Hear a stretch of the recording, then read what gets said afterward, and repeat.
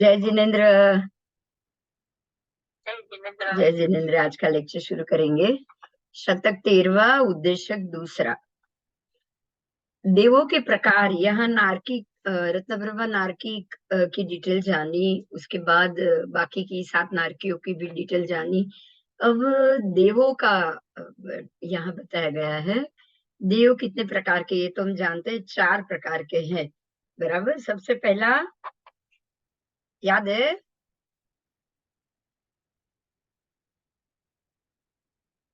भवनपति। 4 निकाय कौन सी है? भवनपति,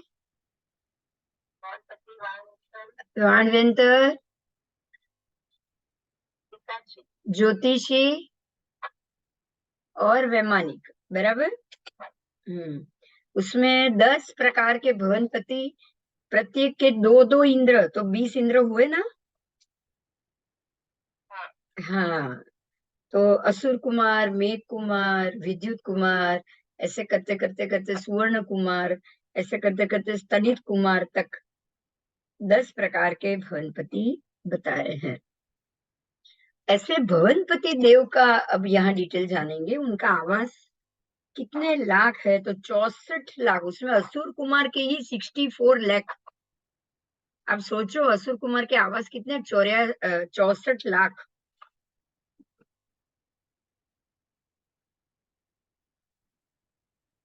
बराबर। तो ये संख्यात योजन भी विस्तृत हुए, असंख्यात योजन भी विस्तृत हुए। संख्यात योजन इसलिए कि रत्न प्रभा में ही है और एक रज्जु के अंदर है। मगर ये एक रज्जु असंख्यात भी होता है, तो एक आवास संख्यात होगा, लेकिन सारे आवास मिलके तो असंख्यात जगह होगी, इसलिए असंख्यात योजन बोला गया है। तो एक समय में ऐसे संख्यात योजन विस्तृत आवास में एक समय में कितने असुर कुमार उत्पन्न होंगे? तो यहाँ जवाब दिया है उसका। भाई उसमें कृष्ण लेशी कितने, नील लेशी कितने, और कापोत लेशी और तेजो लेशी 4 होते हैं उसमें लेशिया। असुर कुमार देवों में 4 प्रकार की लेशिया बताई है। बराबर। जैसे हमने ये जाना था कि रत्न प्रभा नारकी में 3 प्रकार की लेशिया थी और खाली कापोत लेशिया थी। खाली कापोत, कृष्ण भी नहीं, नील भी नहीं और कोई नहीं। ऐसे ही यहाँ असुर कुमार में 4 होती है, कृष्ण, नील, कापोत और तेजो। अब खाली एक जस्ट सोचो, खाली सोचो कि नरक में भी पहली नरक में भी कृष्ण और नील लेशिया नहीं है, लेकिन असुर कुमार देव में है। बात समझ में आई? हमको ये सोचना है। देखिए, तिर्यंश में है, मनुष्य में है, असुर कुमार देवों में है, लेकिन नरक में नहीं है। क्यों? क्योंकि वहां खाली पनिशमेंट है। आपको अलग अलग नारकी में अलग अलग लेशिया फिक्स बताई। बराबर।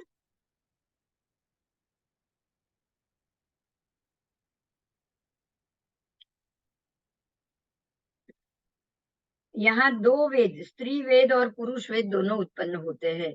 बाकी सारा रत्न प्रभा की तरह समझना है। मात्र वेद 2, स्त्री भी उत्पन्न होगी, पुरुष भी होगा। बराबर। यहाँ नपुंसक वेद नहीं होते। रत्न प्रभा में मात्र नपुंसक वेद है, जबकि यहाँ स्त्री वेद पुरुष वेद दोनों है। आपको असुर कुमार देवों में देवियां मिलती है इसीलिए। और असुर कुमार में असंगनी का उद्वर्तन होता है, क्योंकि वही असंगनी जीव कुछ समय बाद अपनी पर्याप्ति बांधकर संगनी बन जाएगी। पर यहाँ अवधि ज्ञानी और अवधि दर्शनी का उद्वर्तन नहीं होता। मतलब यहाँ अवधि ज्ञानी और अवधि दर्शनी वो नहीं होंगे। असुर कुमार है ना, इसीलिए। बराबर।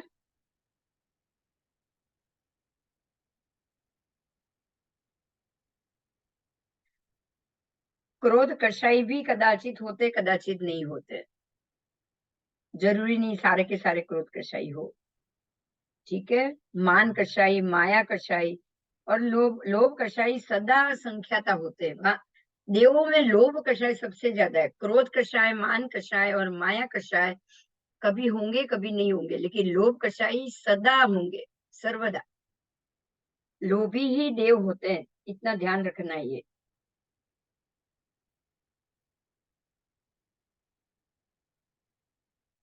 बराबर। उसके अलावा यहाँ चारों लेशिया वाले मिलेंगे। असंख्यात योजन विस्तृत विमानवास होते हैं, उनके विमान असंख्यात योजन।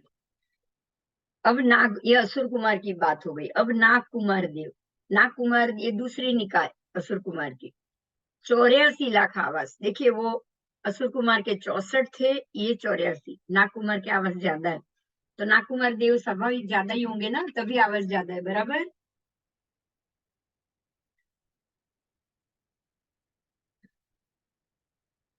आओ, सुवर्ण कुमार तीसरी निकाय है। सुवर्ण कुमार के 72 लाख आवास। फिर चौथी निकाय वायु कुमार, उसके 96 लाख आवास। देखिए असुर कुमार ही सबसे कम, बाकी सारे ज्यादा ज्यादा हो रहे। द्वीप कुमार, उद्धि, दिशा कुमार, उद्धि कुमार, विद्युत कुमार, स्तनित कुमार और अग्नि कुमार, ये बाकी के जो 6 हैं सबके 76 लाख भवन। बराबर। इस तरह कुल भवन यहाँ 7 करोड़ ने 72 लाख ભવનપતિ માં દેવળ ભાગ। યાદ રહેશે? આપણે બોલીએ છીએ પણ આપણને યાદ રહેતું નથી। ભવનપતિમાં દેવળ કેટલા? ભવનપતિના દેવળ એટલે દેવોના, ભવનપતિ દેવોના આવાસ કહી દીધા। बराबर। कल कितने बजे? हाँ, कल कितने बजे? कल 7 करोड़ ने 72 लाख भवनपति माँ देवल भाग। तो ये देवताओं के भवन यहाँ 7 करोड़ 72 लाख टोटल हो गए, मात्र असुर कुमार की 10 निकाय में। अब इनका आवास विस्तार भी, संख्यात योजन भी और असंख्यात योजन भी दोनों विस्तृत बोला गया है। उसमें सर्वसे छोटा आवास है वो बराबर जम्बू द्वीप जितना है। कितने? 1 लाख योजन। सर्वसे कम विस्तार वाला जो है आवास वो है जम्बू द्वीप के जितना। बराबर।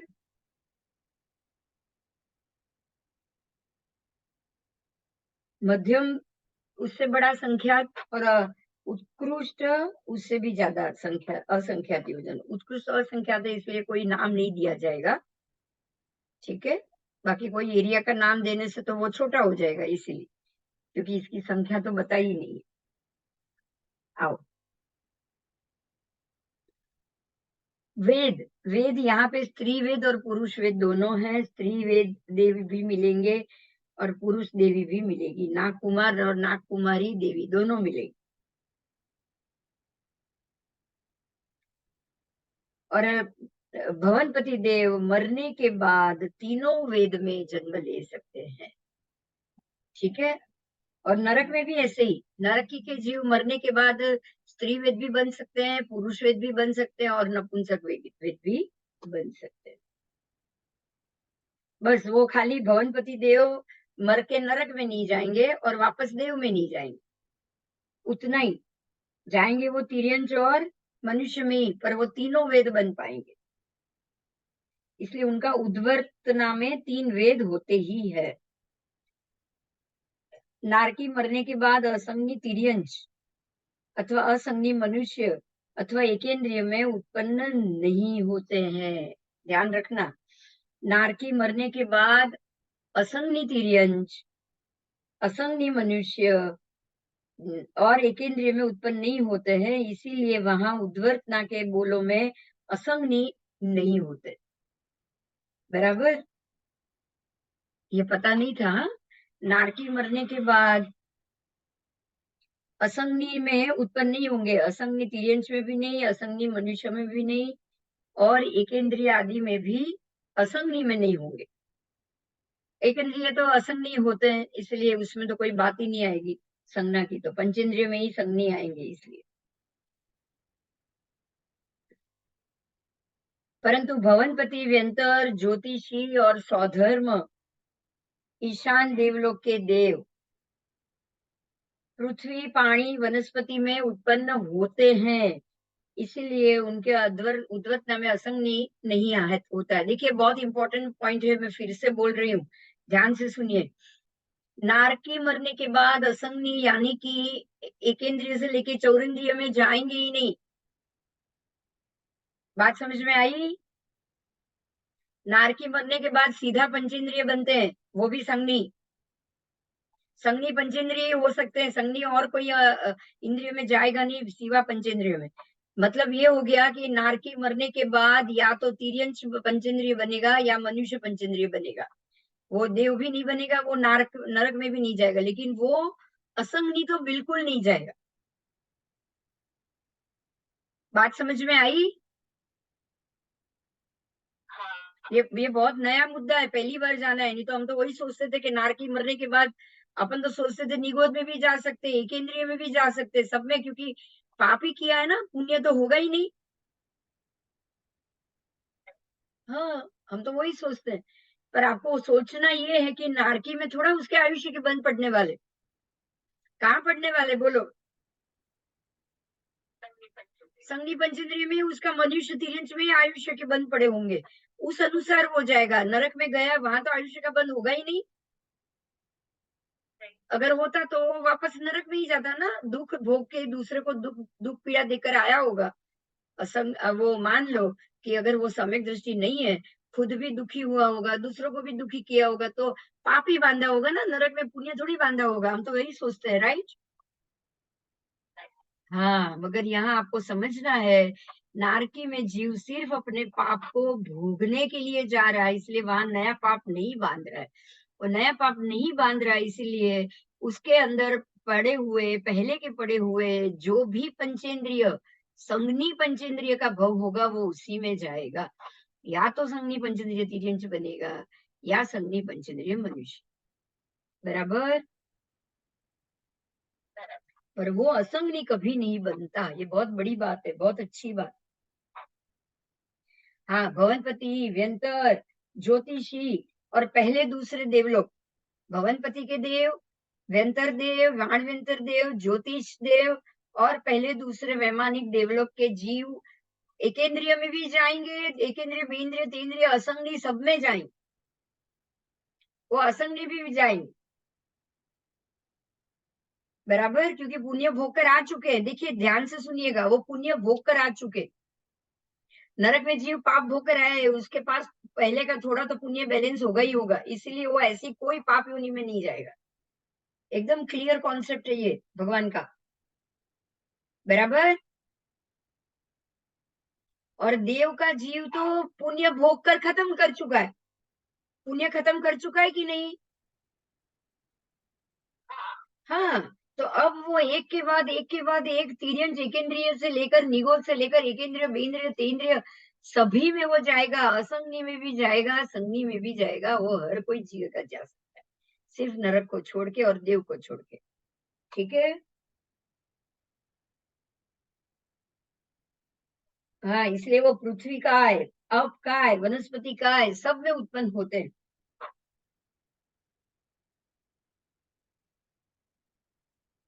आओ, असुर कुमार में से निकले हुए जीव। अब जो भी असुर कुमार देव अपनी आयु खत्म करके बाहर निकलेंगे, वो अवधि ज्ञान या अवधि दर्शन लेकर नहीं निकलते हैं। असुर कुमार को अवधि ज्ञान, अवधि दर्शन होगा ही नहीं, साथ में लेकर नहीं निकलते हैं। वहां पर जो उनको मिला वो मिला, लेकिन उसके बाद नहीं। बराबर?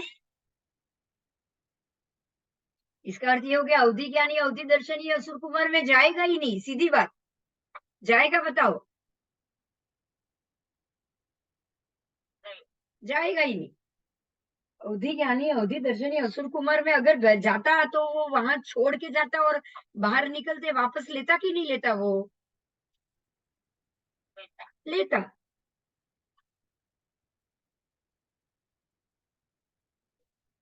देवताओं में लोभ कषाय सबसे ज्यादा है, और लोभ कषाई सदैव प्राप्त होते हैं। तीन कषाय देवों में अशाश्वत है। लोभ कषाई हमेशा देवों को होगा, हमेशा हमेशा।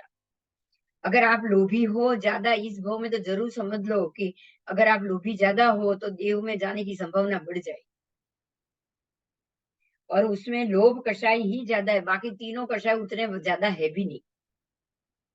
इसलिए लोभ कषायी देवी संख्यात योजन विस्तृत आवास में और असंख्यात योजन विस्तृत आवास में भी असंख्यात होते हैं। बराबर, संख्यात योजन में वो संख्याता मिलेगी देवी, और असंख्यात योजन में असंख्याता मिलेगी। बाकी के 3 कषाय के जीव शायद हो शायद ना हो, लेकिन लोभ कषाय सभी देवों के अंदर हमेशा मिलेगा। आओ अब लेशिया की बात की, कषाय हो गया, अब लेशिया। तो 4 लेशिया प्रथम की, कृष्ण, नील, कापोत और तेजो, 4 लेशिया देव असुर कुमार को होती है।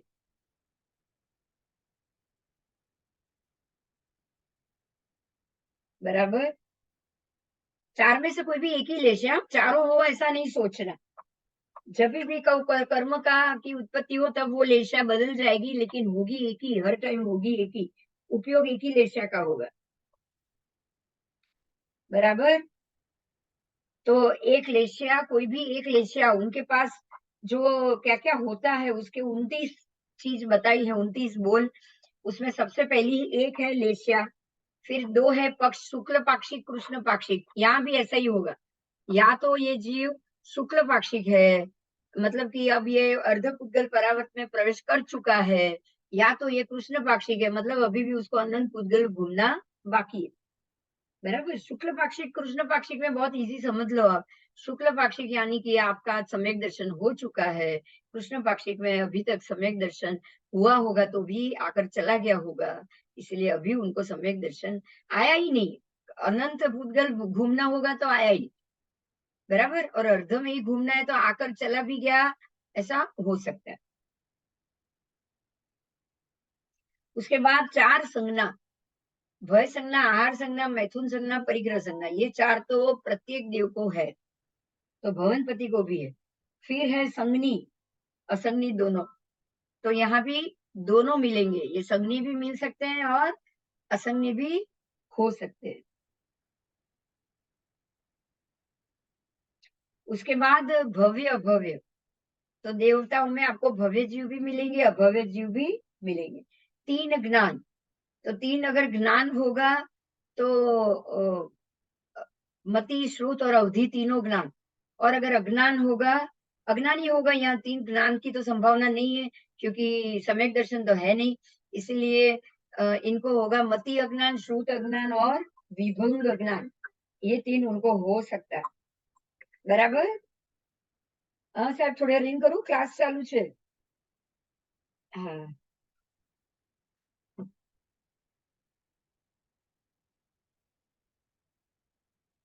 उसके बाद 2 दर्शन, 2 दर्शन है, पता है ना 2 कौन से दर्शन, या तो सम्यक दर्शन या मिथ्या दर्शन। बराबर, हम्म। उसके बाद 2 वेद, स्त्री वेद और पुरुष वेद, यहाँ 3 वेद नहीं मिलेंगे। और कषाय 4, लोभ कषाय, क्रोध कषाय, मान कषाय, माया कषाय। 9 इंद्रिय उपयुक्त, मतलब एक भी फिजिकल शरीर की इंद्रिय का उपयोग नहीं आएगा। फिर काय योग और उपयोग, तो टोटल 29 बोल हो गए। 29 बोल लेकर भवनपति का जीव वहां उत्पन्न होता है। ठीक है, भवनपति में चारों लेशिया होती है, और तीसरी नारकी में 2-2 लेशिया, तीसरी और 5वीं नारकी में भी 2-2 लेशिया। प्रत्येक नारकी देवता को जीवन पर्यंत एक ही द्रव्य लेशिया होती है। उस अपेक्षा से, मुख्यता से यहाँ नारकी और देवों की सर्वत्र एक ही लेशिया की गिनती होती है। यहाँ भी आपको जो भवनपति है वहां भी, नरक में भी और भवनपति में भी चक्षु दर्शन नहीं है, नपुंसक वेद नहीं है, 5 इंद्रिय नहीं है, 9 इंद्रिय है वो, मनोयोग नहीं होता, वचन योग नहीं होता, मतलब जो बोलते हैं वो देव देव उनकी भाषा समझते हैं, मगर वचन योग नहीं होता। जैसे हमारे पौद्गलिक वचन योग है, वो शब्द बोले और आप शब्द सुनो, ये पॉसिबल नहीं है। बराबर, हाँ, शाब्दिक वचन योग बिल्कुल नहीं है, ऐसे मनोयोग भी नहीं कि भाई मुझे ये करना है, ऐसा उनको संकल्प हो कि इच्छा हो, पॉसिबल नहीं है। उनको जो काम सौंपा गया है वही उनको करना है। वो जाते हैं ना, एक वहां जहाँ उत्पन्न होंगे ना, उनके महल में ही एक कमरा होता है, वहां सारे पुस्तक पड़े होते हैं, और वहां उनको कहा जाता है कि आप जाओ, वहां जाकर वो पुस्तक पढ़ो, और उसमें आपके योग्य कार्य लिखा होगा, वो आपको करना है। तो हर एक के भवन के अंदर जहां ये देव उत्पन्न होगा, वहां उसको एक पुस्तकालय मिलेगा, और वो पुस्तकालय में सारे नियम लिखे हैं कि आपको ये कार्य करना है, आपको ये कार्य करना है, आपको ये कार्य करना है। फिर मनोयोग कहाँ से आया बताओ? आप अगर इच्छो तो भी कि मुझे ये काम नहीं करना है, मुझे कोई और करना है, आपको नहीं मिलेगा देव बनने के बाद। बराबर? इसीलिए मनोयोग नहीं है। बाकी सारे देवों को देखते हैं, वो जाकर भगवान का अभिषेक कराते हुए, या सम्यक दृष्टि देवों को अपने भवन में बैठे बैठे, नंदीश्वर द्वीप जाकर भी परमात्मा की भक्ति करते हुए, अपने भवन में बैठे बैठे भक्ति करते हुए, मगर वो चाह ही नहीं सकते कि मुझे भक्ति करनी। मनोयोग तो है ही नहीं। बराबर? उनको जो बोला गया है वो करना है, बाकी कुछ नहीं। ऐसे में जाना है, बताओ? नहीं, नहीं। जो 33 सागरोपम तक रहने वाले देव, सर्वासिद्ध के हो या नवग्रह के हो, उनको भी सौंपा गया, कहा गया है कि आपको यही सोते सोते सारे भगवान के दर्शन करो, आपको कहीं भी जाने की अनुमति नहीं है।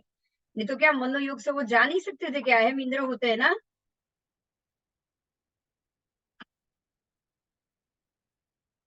वहां से बैठे बैठे देखो, आपको वहां जाकर उपलब्धि नहीं देनी। आओ। तो चक्षु दर्शन, नपुंसक वेद, पांचों इंद्रिय, मनोयोग और वचन योग, इतनी 9 वस्तु उनको नहीं होती। उत्पत्ति के समय ही नहीं होती, उद्वर्तना के समय भी नहीं होगी, राइट? जब उत्पत्ति में ही नहीं होगी तो उद्वर्तना में कहां से होगा ये? आओ।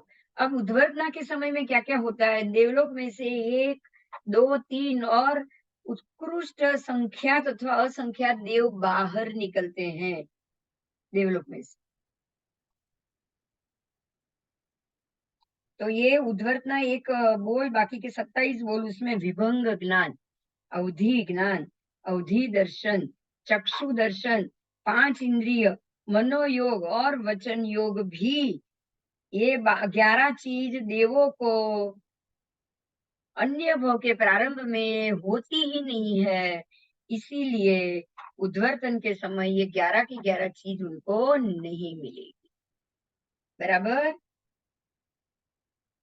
इसको कैसे जानोगे? ध्यान से सुनिए। यहाँ अवधि ज्ञान क्यों आया? सामान्य मनुष्य को अवधि ज्ञान नहीं होगा, लेकिन तीर्थंकर परमात्मा को होता है कि नहीं? होता है। तो जब भी तीर्थंकर भगवान महावीर का जीव 25वें देवलोक में से, अरे 25वें भव में प्राणक देवलोक में से माता के गर्भ में उन्होंने प्रवेश किया, तो वो तो अवधि ज्ञान सहित ही आए ना। हाँ, इसीलिए वो भवनपति से नहीं आए। समझ में आव्યું? भवनपति में अवधि ज्ञान नहीं है। ठीक है? 2 देवलोक तक अवधि ज्ञान नहीं है। अब आप समझ सकते हो कि तीर्थंकर होने वाला जीव क्या ये 2 देवलोक तक जाएगा? नहीं जाएगा, क्योंकि वो तो अवधि ज्ञान सहित है कि नहीं? बोलो। तो ये तो अवधि ज्ञान उनको देवलोक में जाने से पहले ही था ना, तभी वो नीचे के देवलोक में नहीं जाते। समझ में आया? वो महावीर परमात्मा महावीर का जीव प्राणक देवलोक में अवधि ज्ञान सहित ही गया है, तभी वो बाहर निकले, तो अवधि ज्ञान लेकर जन्म लिया उन्होंने। अंदर अवधि ज्ञान पड़ा ही था ना, भगवान 3 ज्ञान लेकर ही जन्म लेते, तो पहले से ही आया होगा तभी ना। हाँ। तो उद्वर्तना में अवधि ज्ञान, विभंग ज्ञान भी नहीं होता है। ठीक है? उनको विभंग ज्ञान भी ऊर्ध्वतना में नहीं होता है। मतलब बाहर निकलेंगे तो विभंग ज्ञान लेकर नहीं निकलेंगे, अवधि ज्ञान लेकर नहीं निकलेंगे, अवधि दर्शन लेकर भी नहीं निकलेंगे, चक्षु दर्शन भी नहीं होगा। 5 इंद्रिय और का भी उपयोग नहीं होगा और मनोयोग वचन योग का भी नहीं होगा। अन्य के प्रारंभ में इसकी जरूरत नहीं पड़ती उनको। स्वस्थान, संख्यात असंख्यात देव स्वस्थान में होते हैं। अन्य 32 टोटल 33 बोले क्रोध मान माया इंद्रिय उपर्युक्त 9 इंद्रिय उपर्युक्त और असंगनी, ये 5 बोल कभी होगा कभी नहीं होगा, इसलिए उसकी भजना हो भी सकता है, 3 कषाय हो भी सकते, नहीं भी हो सकते। 9 इंद्रिय हो सकते नहीं हो सकते, असंगनी वो भी हो सकते नहीं हो सकते। नपुंसक वेदी जीव नहीं होते हैं, देव में कभी भी नपुंसक वेदी नहीं आएंगे, या तो स्त्री वेदी या पुरुष वेदी। तो इतनी 9 चीज नहीं आ रही, नहीं में। उसके उपरांत अनंतर उपपन्नक, अनंतर अवघाड़, अनंतर आहारक, अनंतर पर्याप्त, उसकी भी भजना जरूरी नहीं है। देखिए ध्यान से सुनिए, जब वो बाहर निकल रहे हैं तब अनंतर उपपन्नक वहीं पे वापस उत्पन्न होने वाले, होना उनको होना है ऐसा नहीं लेकर निकलते। अनंतर अवघाड़ वो भी नहीं निकल, अनंतर आहारक वो भी नहीं, अनंतर आहार उनको मिलेगा, कितने आंतरे में मिलेगा नहीं पता है। अनंतर पर्याप्ति मतलब पर्याप्ति लेकर अब जन्मेंगे नहीं पता। देव तो वहां भी जा सकते हैं ना, तिर्यंश में भी, एकेंद्रिय में भी जा सकते कि नहीं, पृथ्वी पानी वनस्पति सब में जा सकते, बराबर।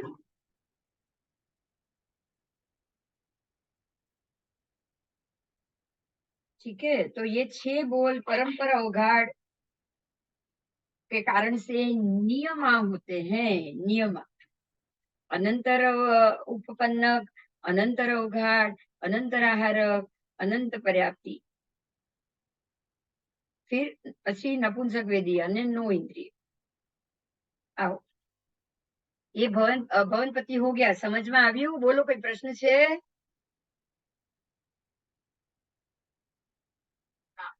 હા, તો ચલો હવે વાણ વ્યંતરનું સાંભળીએ।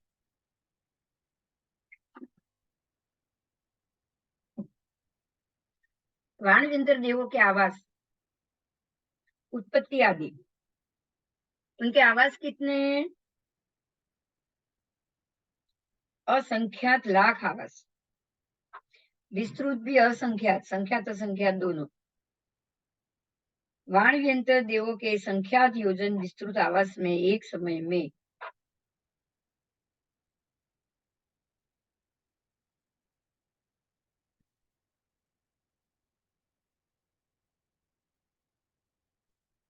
कितने उत्पन्न होंगे? उनका आवास जो है वो भरत क्षेत्र प्रमाण होता है, भवनपति के जम्बू द्वीप प्रमाण सबसे जघन्य, और वाण व्यंतर के भरत क्षेत्र प्रमाण।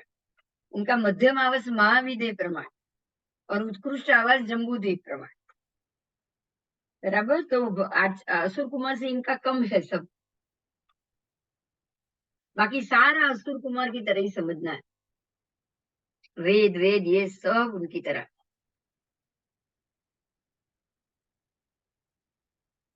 बराबर। बराबर, आगे जाऊं? व्यंतर राणतर हो गया, अब ज्योतिष देव पे आऊं, क्लियर हो गया?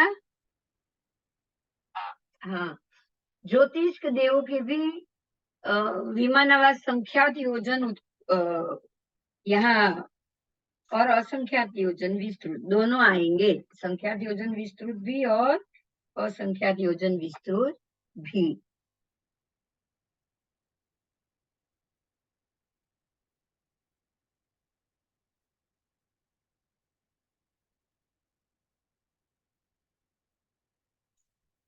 अब ज्योतिष देवों के भी यहाँ 3 आलापक बताए हैं कि भी उनको एक तेजोलेशिया ही होती है, ज्योतिष देवों में मात्र तेजोलेशिया, उत्पत्ति और सत्ता में असंगनी होते ही नहीं है। देखिए यहाँ असंगनी होंगे ही नहीं, ना उत्पत्ति में होंगे और ना ही सत्ता में होगा। हाँ, उद्वर्तन में असंगनी हो सकते हैं,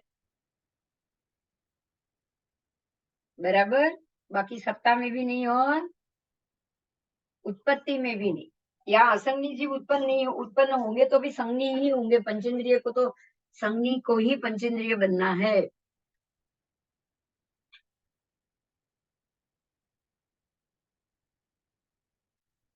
आओ, ज्योतिष देवों के विमान संख्यात योजन के ही बताए हैं। यहाँ कोई असंख्यात नाम नहीं। सूर्य विमान इतने योजन का, चंद्र विमान इतने योजन का, तारा विमान इतने योजन, मतलब आंकड़ा आएगा, असंख्यात कुछ नहीं आएगा ज्योतिष में। बराबर। सूर्य चंद्र का विमान है लंबाई 1 योजन से थोड़ा कम। सूर्य का भी विमान 1 योजन से कम, चंद्र का भी एक योजन ज्यादा नहीं हुआ, राइट।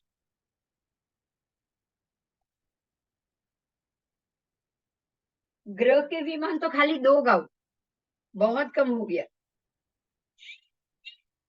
और नक्षत्र का विमान मात्र 1 गाँव। बराबर।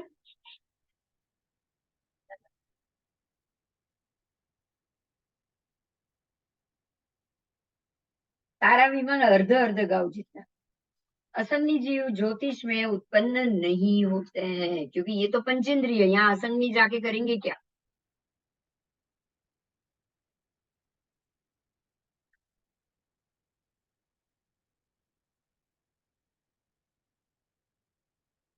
तो उत्पत्ति में भी असंगनी नहीं और स्वस्थान में भी असंगनी नहीं होते हैं। वो मरने के बाद पृथ्वी काय, अपकाय, वनस्पति काय में उत्पन्न होते हैं, तो असंगनी तो हो गए ना मरने के समय, मरने के बाद। इसीलिए यहाँ संगनी असंगनी दोनों और तीनों वेद वाले बताए गए हैं, क्योंकि पृथ्वी अप और वनस्पति तो आपको नपुंसक ही मिलेंगे ना वेद।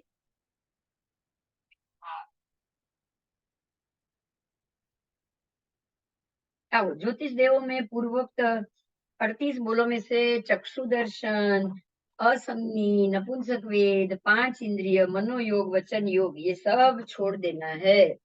मनोयोग वचन योग तो किसी भी देव और नरक में आएगा ही नहीं। बराबर। नपुंसक वेद वो भी नहीं आएगा। पांचों इंद्रिय का उपयोग वो भी नहीं आएगा। चक्षु दर्शन भी नहीं।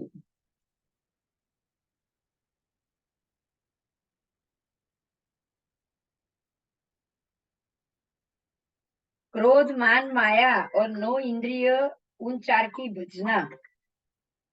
हेलो, बोल बेटा।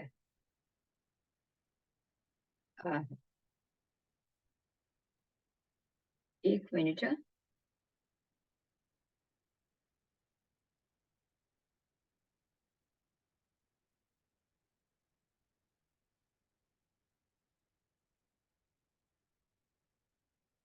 हेलो। हाँ, 938210।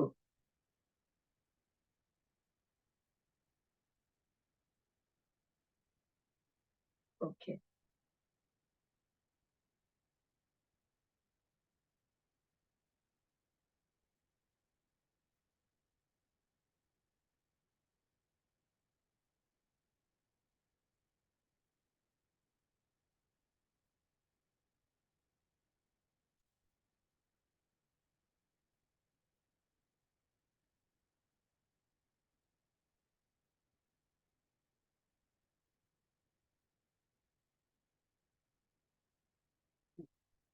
424324।